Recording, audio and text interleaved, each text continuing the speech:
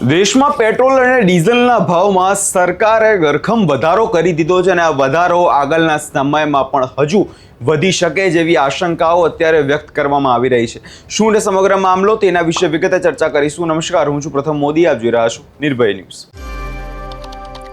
થોડા દિવસોથી જે અણસાર મળી રહ્યા હતા તે વાત હવે હકીકતમાં સાચી પડી હોય તેવું લાગે છે, કેમ કે પેટ્રોલ ડીઝલના ભાવમાં હવે સરકાર દ્વારા ભાવ વધારો કરી દેવામાં આવ્યો છે અને હવે તમને પેટ્રોલ ડીઝલના ભાવની જો વાત કરીએ તો પેટ્રોલ અને ડીઝલમાં 3 રૂપિયા પ્રતિ લીટર જે છે મોંઘા કરી દેવામાં આવ્યા છે। દિલ્હીમાં હવે પેટ્રોલ 97.77 રૂપિયા પ્રતિ લીટર મળશે અને ડીઝલની કિંમત 90.67 રૂપિયા પ્રતિ લીટર થઈ ગઈ છે। નવા ભાવમાં આજથી 15 મેથી લાગુ થઈ ગયા છે અને પેટ્રોલ ડીઝલની કિંમતો સાથે મુખ્ય શહેરોમાં પણ સીએનજીમાં પણ પ્રતિ 2 કિલો સુધી મોંઘો થઈ ગયો છે।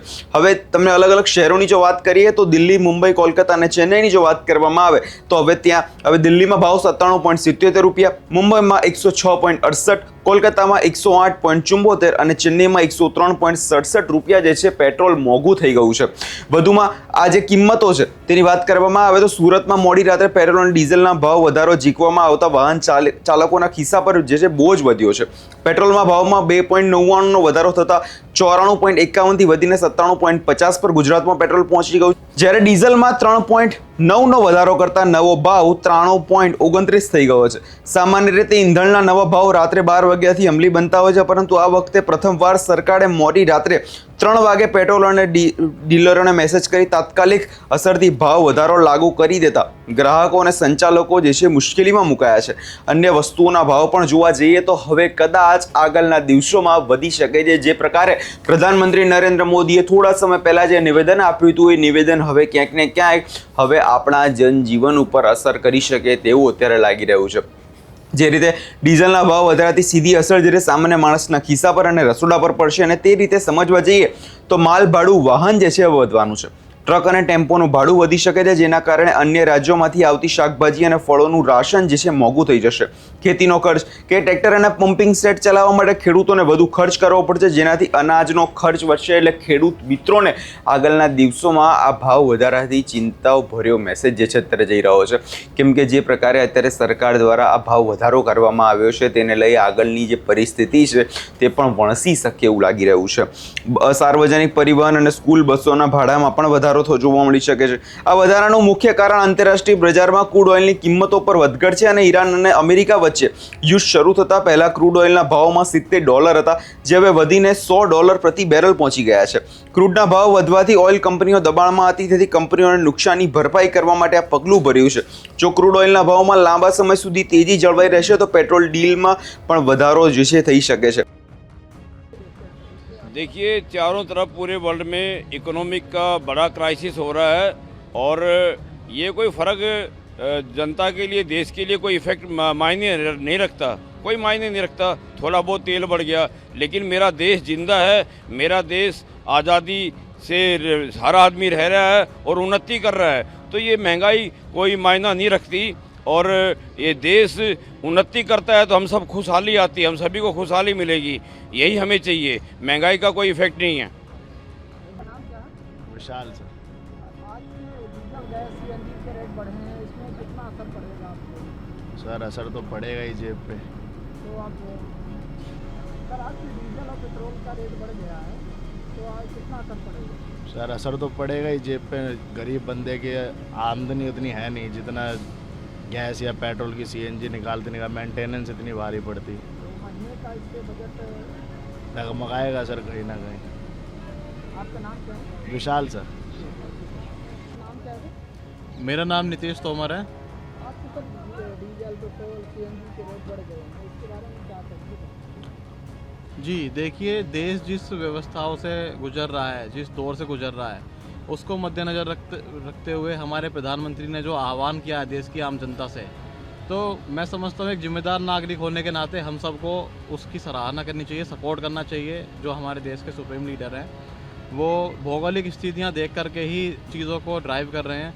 अगर 1-2 रुपया बढ़ जाता है तो मैं समझता हूँ ये देश हित में ज़्यादा हाय तौबा करने की ज़रूरत नहीं है। थोड़ा सा कोऑपरेट करें, जो चीज़ें सामान्य होंगी तो रेट भी सामान्य हो जाएंगे, मेरा ऐसा मानना है।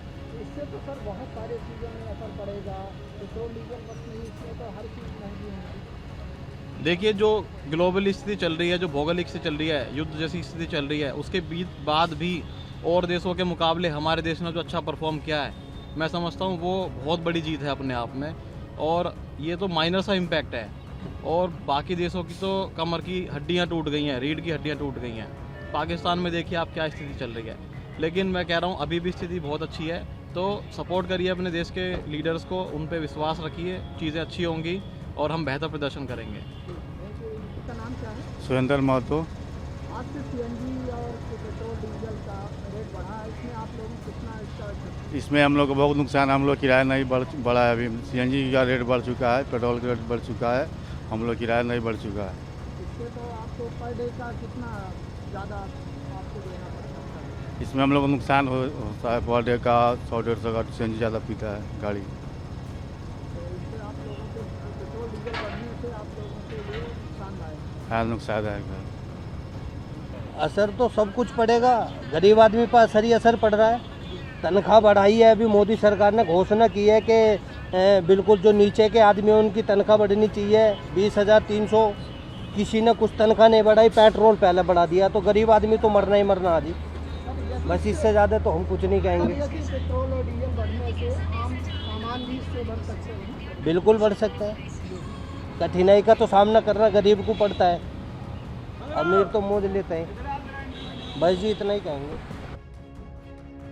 2024થી ભાવ વધારો નહોતો થયો, પરંતુ હવે આ જે આખી વૈશ્વિક તણાવની સ્થિતિ આવી છે તેને લઈ હવે આ મામલો આગળ પણ વધારે વધી શકે છે। જે ભાવ વધારો તે દિવસે ને દિવસે વધી શકે તેવું પણ લાગી રહ્યું છે, કેમ કે જે પ્રકારે અત્યારે વૈશ્વિક સ્થિતિ જોવા મળી રહી છે તે વૈશ્વિક સ્થિતિની સીધી અસર હવે ભારત જેવા દેશો પર પણ ક્યાંક ને ક્યાંક પડી રહી છે, અને તેના જ કારણે જે આંતરરાષ્ટ્રીય ક્રૂડ ઓઇલના ભાવમાં જે વધારો થયો છે તેને લઈ હવે આગળના સમયમાં પણ આ જે દિવસે ને દિવસે ભાવ વધે તેવી આશંકાઓ અત્યારે સરકાર દ્વારા વ્યક્ત કરવામાં આવી રહી છે।